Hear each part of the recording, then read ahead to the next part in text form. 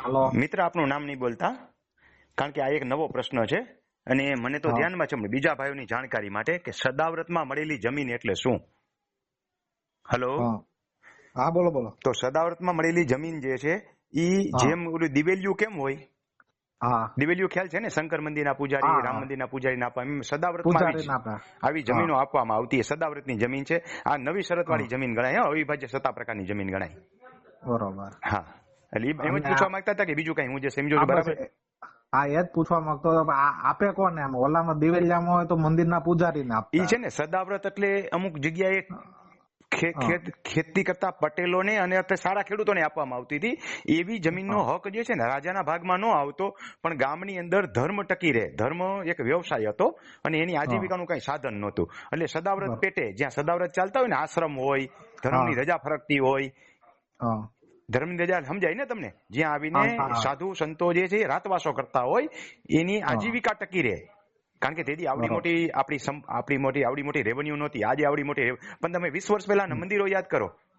મેં તો હા દ્વારકાધીશનું મંદિરે દયનીય હાલતમાં જોયેલું છે હા કે જેની હા, સ્થિતિ તે બહુ સારી દિવસે નહોતી. અવડી મોટું દાન દક્ષિણા ને એવું કઈ હતું નહીં. હતું નહીં, એટલે સદાવ્રતમાં હા આવકનો ભાગ આપે. 1/4 ભાગ જે રાજને આપતા હોય ને એની હા જગ્યાએ સદાવ્રતમાં આપે. અને એના હા નિભાવ માટે જમીન આપવામાં આવી હોય કે ભાઈ આ જગ્યા તમે ખેડી ખાઓ, એમાંથી ઉપજ થાય, રાજને ભાગ ન આવતા સદાવ્રતમાં આવજો.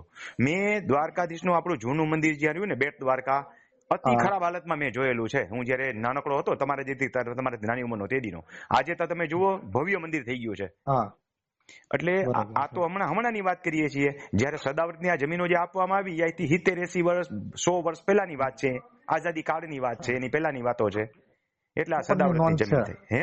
52 કે 54 ની હા, નોંધ એટલે છે આ. આઝાદી પછીની તરતની નોંધ થઈ. હા પણ એ પેલા હા રાજાશાહી વખતમાં આપી હતી ને, એને ઈ યથાવત કરી હોય, રેકર્ડમાં તો ચડાવવી ને, હા, એટલે એને રેકર્ડમાં પ્રમાણિત કર્યું. બીજો પ્રશ્ન તમારો જે એ હતો કે જામનગરની અંદર દેવા માફ કરવામાં આવ્યા, એવું પૂછો છો ને? હા, એ વાત સદંતર ખોટી છે. તમે ક્યાં વાંચી? કોને મોકલો તમને સમાચાર? મને છે ને એના જે અધિકારો છે ને, ઓલા કબજેદારો હતા ને, એને મને વાત કરી કે આવું બનેલું છે એમાં. એટલે મને ખ્યાલ નતો, એટલે મેં તમને પૂછેલું જુઓ, કે આવું છે કે. એવું બને ને તો આખા ગુજરાતમાં સમન્વયના સિદ્ધાંત પ્રમાણે લાવવું પડે. સમન્વયનો બરોબર સિદ્ધાંત એમ કહે છે કે એક સ્ટેટની અંદર એકને ગોળ ને બીજાને ખોળ ન હોય.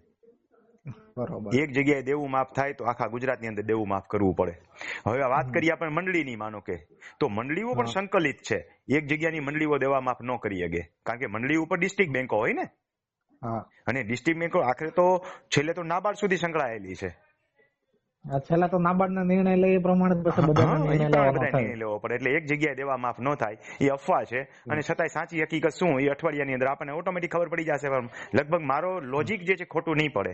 એ બાબતે તો હું લોજિકની વાત કરું છું. ઓલી જે મેં કીધી કાયદાકીય વાત કરી. હજી ત્રીજી બાબત એક હા, આપ પૂછતા હતા, એ મને મગજમાંથી નીકળી ગઈ. શું હતી એ? રેવન્યુ કોર્ટ નો હતો. રેવન્યુ કોર્ટ થી હા આમ હા આગળ વધુ કે. હા, હવે મને સમજાઈ ગયું. એ પ્રશ્ન એવો હા હતો કે જૂનું લેણું કોઈનું બોલતું હોય, એટલે બોજો હમ બોલતો હોય. હવે બોજેદારો હયાત ના હોય, માનો કે એ કોઈમાં મર્જ થઈ ગયા હોય, ચાહે એના સરનામાના ઠેકાણા ન હોય, ચાહે બોજેદાર અસ્તિત્વમાં જ ન હોય, કોઈના પ્રાઇવેટ બોજા એવી રીતે બોલતા હોય, તો આવી જમીનો એને કરવી હોય ત્યારે તકલીફ પડે. ને ઘણી વખત બોજા સાથે ટ્રાન્સફરની પણ તકલીફ પડે, વારસાઈ ચડે એમાં. તો આવા સમયે તાલુકા કોર્ટ જ્યાં લાગુ પડતી હોય ને, કોર્ટમાં દાવો લાવવો પડે બરોબર. અને એનો નિર્ણયની હુકમી નોંધ પડે. ઓકે. બરોબર છે. આપડે આવા એટલે તમારે કાંઈ પણ પ્રશ્ન હોય તો મને પૂછતા રહેજો. અને બીજા હવે આપણે એની અંદર ઘણા બધા રેવન્યુના જુનિયર એડવોકેટ મિત્રો છે, હા એ બધાને પણ નોલેજમાં આવે એ હેતુથી આપણે આ નોલેજ શેર કરીશું. Okay okay. આ ભલે. તો મારા ધ્યાનમાં આવ્યું એટલે હા પૂછ્યું તું. આ હા જે હા હા સદાવૃત વાળું હતું ને તો. હા હા, એ નવો આવી નોંધ મને હા ઓછી ધ્યાનમાં આવી છે મને, ઓછી ધ્યાનમાં હા આવી છે. ભાગ્ય જેવી નોંધો હોય. હવે તો મને શું છે કે આખા ગુજરાતમાંથી બધાયનું જોતો હોઉં ને, એટલે વિશિષ્ટતાઓ હા મને ધ્યાનમાં આવે. હમણાં એક એવી નોંધ ધ્યાનમાં આવી મને કે જે મુસ્લિમ દરગાહ હોય ને, હા એને પણ દિવેલીઓ આપવામાં આવે.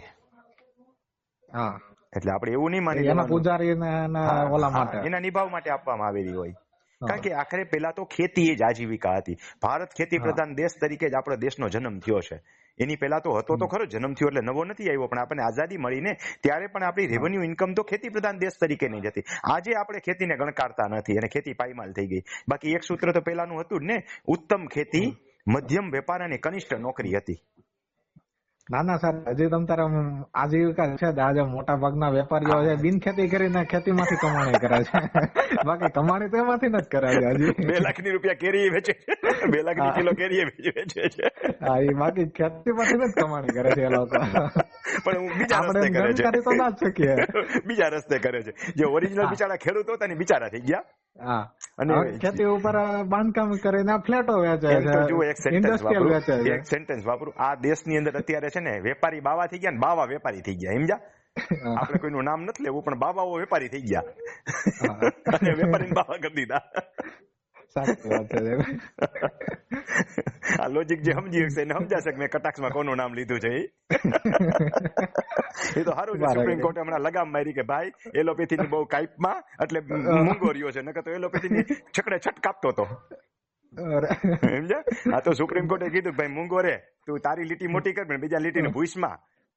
એટલે સુપ્રીમ કોર્ટને મૂર્ખ બનાવવા માટે આવડી જાહેરાત દીધી. સુપ્રીમ કોર્ટે પાછી ચોટલી પકડી. એ કે જાહેરાતો તારી જાહેરાત કરે છે, એવડી મોટી જાહેરાત કરે છે તો હાલ બાપી મગવાની જાહેરાત એવડી મોટી આખા છાપાને પાના ભરી ભરીને દે.